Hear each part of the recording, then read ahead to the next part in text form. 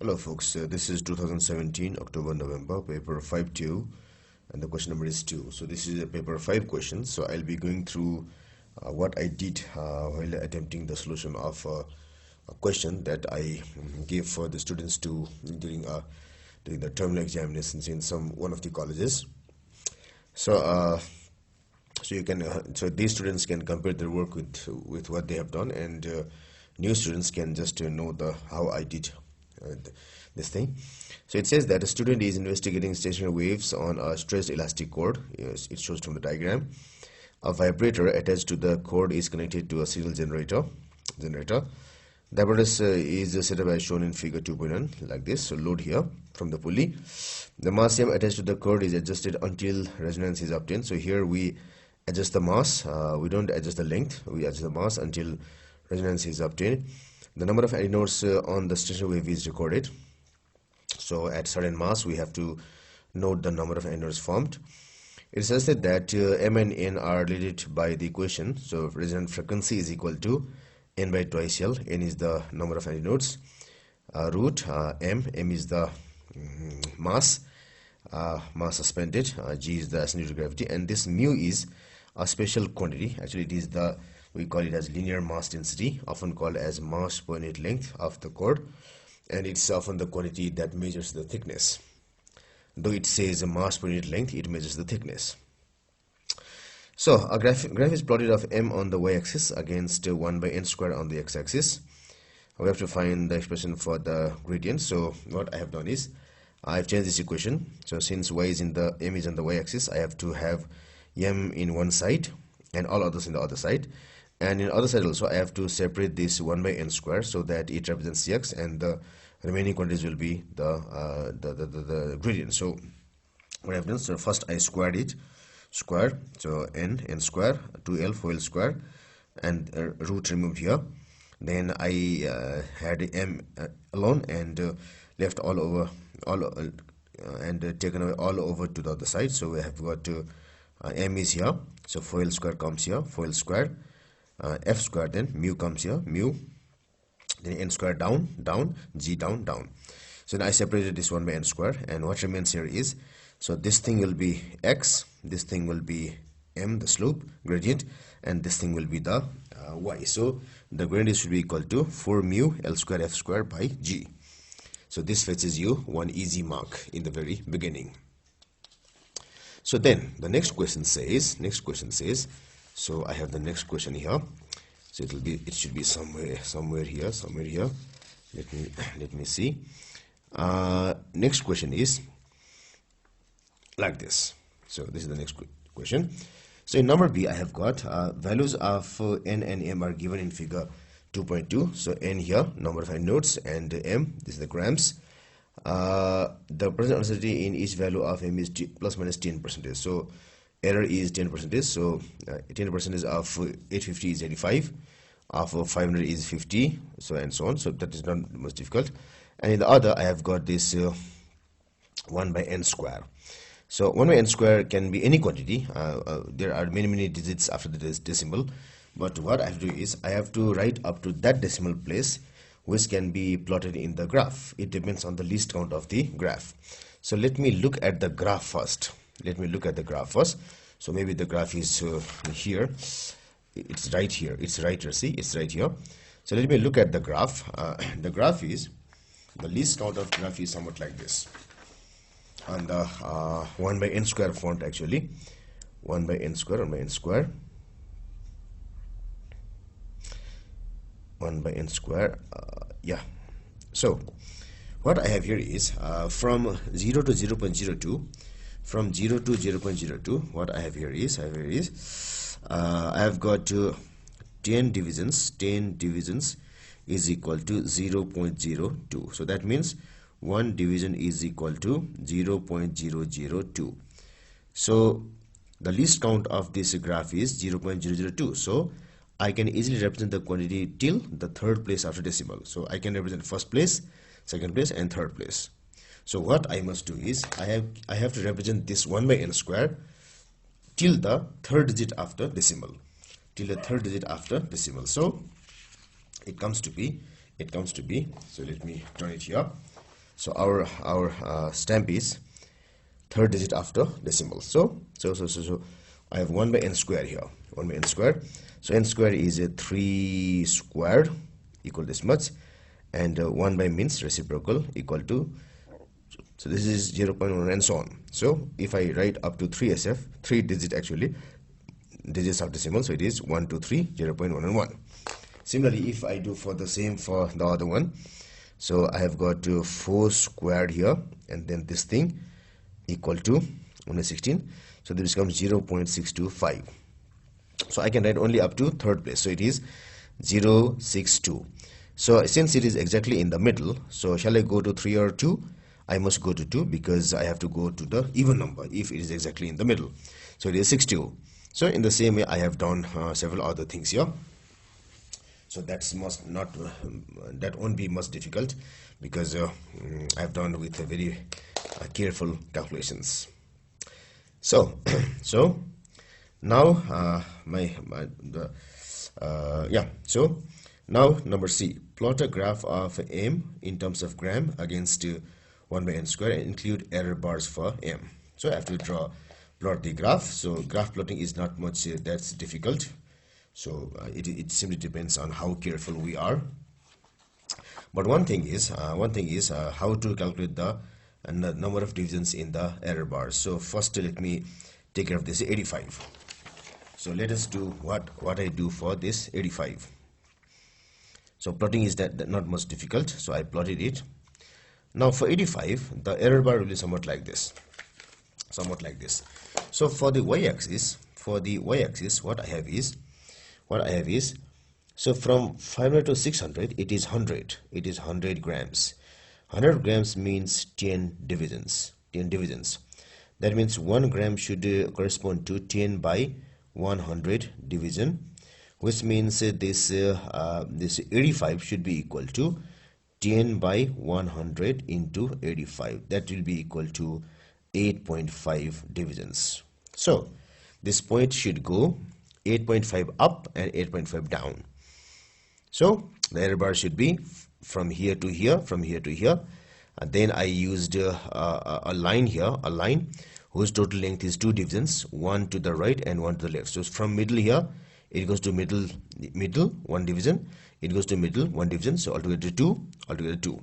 Similarly here I had 50 somewhat, so it should be 5, and here it is 1, so 1, not longer than that. So it makes things look smooth and symmetrical. So here I have got 30, so it is 3 divisions, 1, 2, 3, 1, 2, 3, 1, and so on. The latest is 1 here, should be 10, I suppose. Let me look here. So it is plus minus, it is 10, so 10 means 1. So it is 1 here, and still even if it is 1, I have got 1 division here, 1 division here. So these are the error bars. Now the next question, I have to draw best line and worst line. So I tried the first the top point here and the bottom point here, and when you plot it, one thing students often misunderstand is, I don't know how they get this idea, we never say so, but they say that we said so. So that's not true actually. What I must have is, if the upper point is like this, this worst fit must pass through this point, not through this. This alone is not enough. If it passes through this point, no, not correct. It must pass through this point, highest point.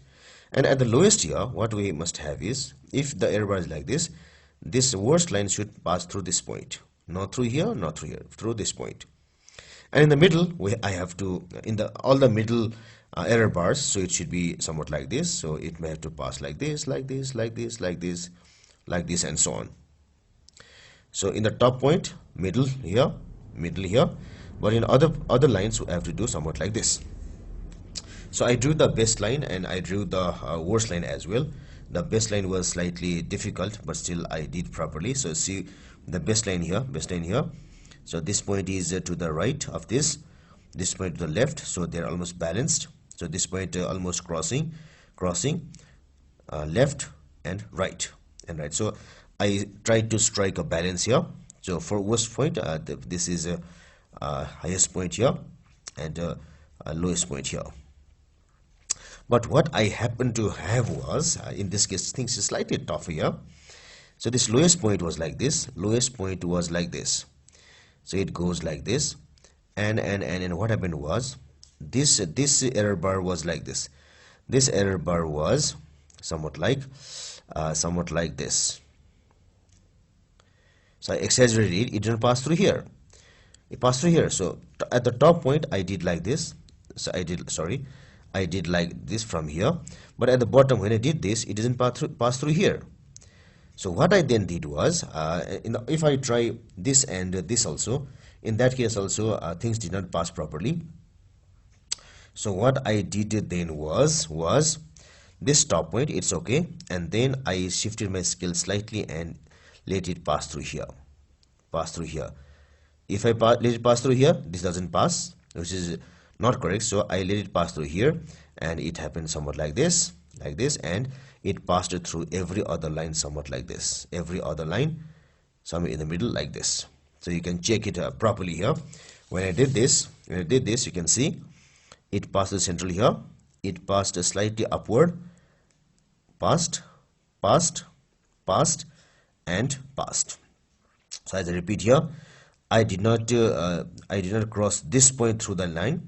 I crossed this point, and when I did this, this also was passed or crossed by that line. So that's how I drew the worst fit. Then in the next question, I have to find the slope here. I have to find the slope. So for that, I spotted the points. I drew a triangle which represented which crossed through both of these lines. So this is best line. This is best line. So it is a best line here. Best line. It is worst line here. So I have the coordinates here. So this thing is in the x-axis. It is here. Let us see here. 0.10. This will be 0.11. This will be 0.106. So it is 0.106. Then this thing should be, this is 800, 900. So it should be 850, 840, 830. So 830, and here it is 890 here, almost 900. So here I have got to 0.02. This is 0.01. This is 0.008, and this is 0.006. So I have all the correct plotting here. So this is also one of the areas where there can be very high source of error. You have to be very, very careful.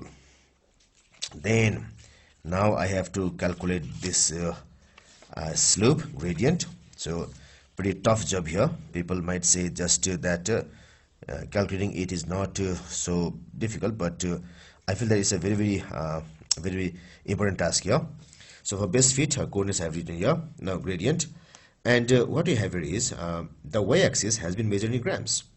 So I want to change that to SI as soon as possible, because I always find it comfortable to change that to SI. So I did 10⁻³ here. It gave me like this. Here also it gave me like this. So when I deducted one from the other, it gave me like this, magnitude only. So when I use 2SF, I must round it over here. So bring everything here. So it should come to 8 rather than 7, 8. So it's 0.78. Then the error starts from the first place after decimal. So this quantity, the frontal quantity, should be written till that first place. Error starts from the first place after decimal. This should be written till the first place. So 8.0 plus minus 0.78 kg. Writing this unit is not compulsory, but I felt like writing because it's a very normal. It's a very normal unit. Kg is a very familiar unit as well. Now then, this is the last page and most important questions also. So in D, I have to calculate using your answers to A and C3. Determine of the value for mu, include appropriate unit. So I have got this gradient is equal to so this gradient from the very first page I have. So gradient is equal to 4 mu L square F square by G. So I use this value here. So mu equal to, these things go there, G goes there. So G into gradient by 4F square L square. So I substitute these things. So values given are G equal 981, standard value for CAIE actually, L equal to 1.54 plus minus 0.01. So I have the value 1.54 and frequency is 120 hertz plus minus 5 hertz is this, and I got long sort of value like this. So among them, since I don't have uncertainty till now, I used this quantity here, this quantity like this 3SF, and since I know that it is mass per unit length, the unit should be kg per meter. I changed everything into SI, that's why it should be kg per meter. So that knowledge made things easier. So as it says here, mass per unit length. If you don't know its unit, then you have to go all along from the graph. So you have to find the unit of this gradient first. You have to find the unit of this gradient first. So it will be, so this by this. So this is gram or kg. It has got nothing. So the unit of the gradient is kg, which I have written here kg. So after that you have to go for this thing. So let's say mu. G is meter per second square. If you try in rough, let us try it in rough. So this G is meter per second square. Gradient is a kg divided.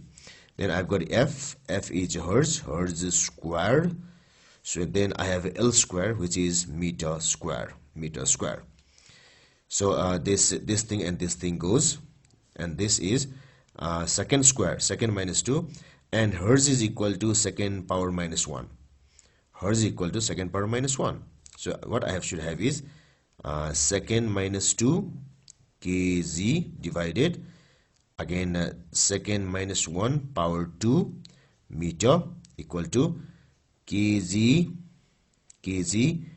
meter second minus 2 and again second minus 2.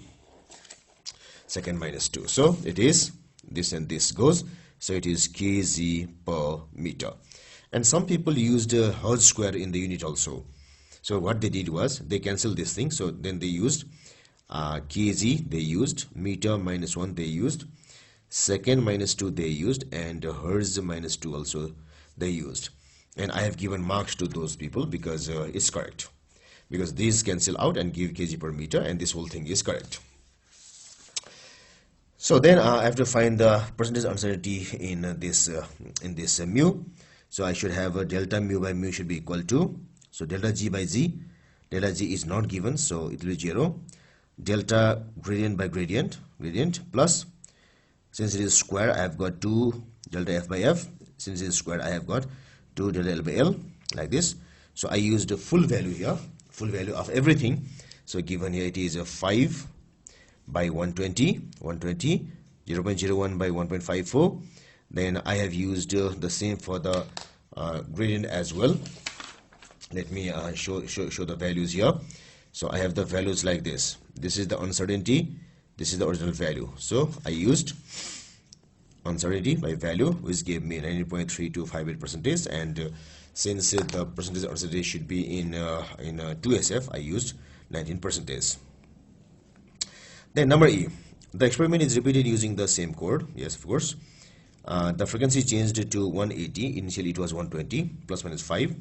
Determine the mass M required to produce a wave with 2 nodes, so 2 number of nodes.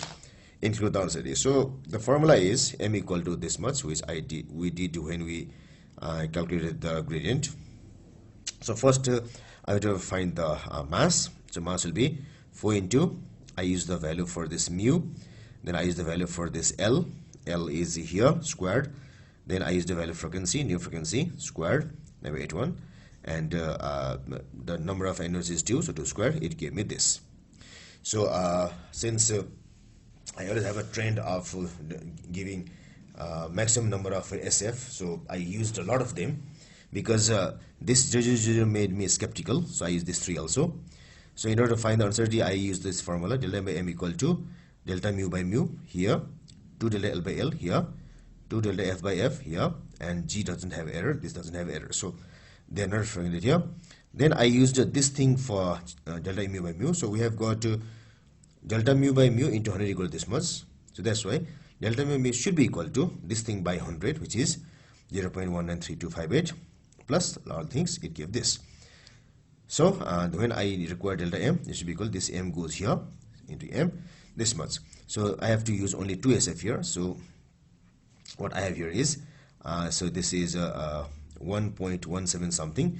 So I made a slight mistake here. It should be 1.2, 1.2, slight mistake at the very end because I hurried. So it should be 1.2. I have to round it off here. When I rounded all these things here, it should be 1.2, 1.2.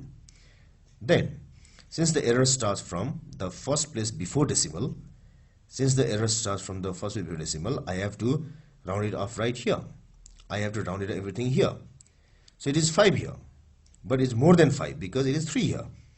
It's not exactly half, it's more than half because of this 3. So it should go to 5. But if had I used this thing, it would have been 4. Because since it is exactly in the middle, it is the odd number that is the even number that claims it. So that's why using more number of figures is always advised. So that brings a certain error. If I use this only, I'll definitely do 4 because going to even is my priority.